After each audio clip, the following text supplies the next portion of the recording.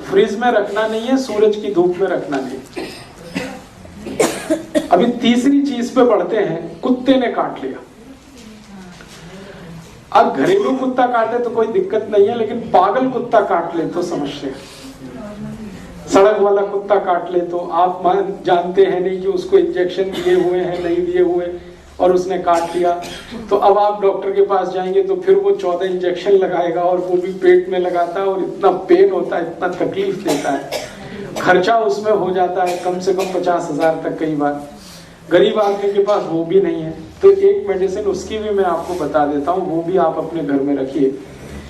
कुत्ता कभी भी काटे, पागल से पागल कुत्ता काटे, घबराइए मत, चिंता मत करिए, बिल्कुल ठीक होगा वो आदमी। उसको वो मेडिसिन दे दीजिए, ऐसे ही एक एक ड्रॉप 10-10 मिनट में 3 बार। मेडिसिन का नाम है हाइड्रोफोबिनम, HYDRO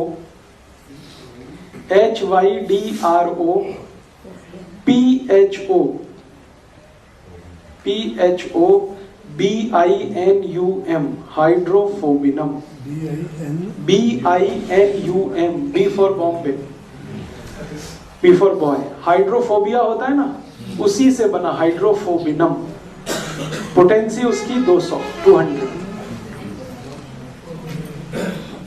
और तरीका वही है, लिक्विड फॉर्म में ले लीजिए, एक एक ड्रॉप जीभ पे डालिए, 10-10 मिनट में 3 बार, 200। कितना भी पागल कुत्ता काटे, बिल्कुल आप उसको बिंदास दे दीजिए और भूल जाइए। फिर मन में ये मत रखिए कि इंजेक्शन लगवाए। ये दवा 2 ही चीजों से इसको बचाना है, एक तो सूरज की धूप से और रेफ्रिजरेटर से। हाइड्रोफोबिनम है, पागल कुत्ता काट लेगा तब आप उसके लिए यूज करें। कोई दूसरा है तब तो चिंता ही मत करिए, फिर क्या दिक्कत है। रेबीज जो होता है वो सिर्फ पागल कुत्ते के काटने पे ही होता है।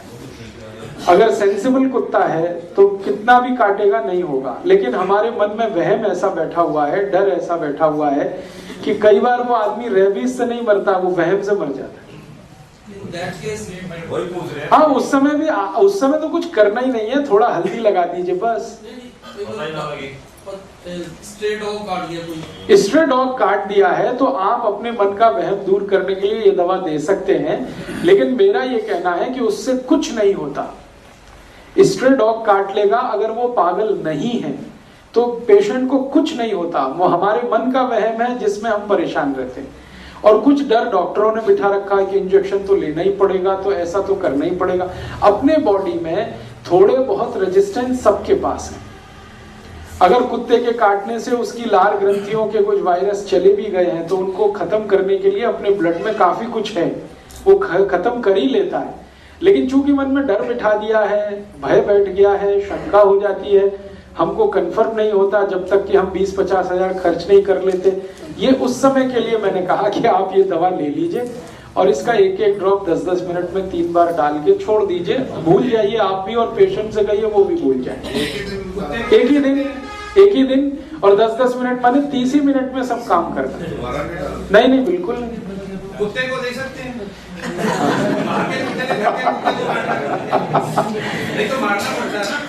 देखिए, अगर कुत्ते को कुत्ते ने काटा है तो उसके लिए तो इसकी जरूरत ही नहीं है। मैं दूसरा, क्योंकि कुत्ता जो है ना आपसे ज्यादा रेजिस्टेंस वाला है, उसके लिए तो इतना ही करिए कि दूध पिला दीजिए हल्दी डाल के। आपके घर के कुत्ते को बाहर के कुत्ते ने काट लिया तो आपके घर के कुत्ते को दूध तो आप पिलाते हैं, बस उसमें थोड़ी हल्दी डाल दीजिए और लगातार 3-4 दिन डाल दीजिए, उतने में ही वो अपनी जान बचा लेगा। जिस बच्चे ने उनकी काटदा कुत्ता ही के लिए दंद लगा दिया, उसमें हल्दी लगा दो बस। हाँ, खाली हल्दी लगा दीजिए। जैसे घर के कुत्ते के दांत कई बार जाने अनजाने, कुत्ता बहुत समझदार जानवर है, हमसे ज्यादा समझदार है।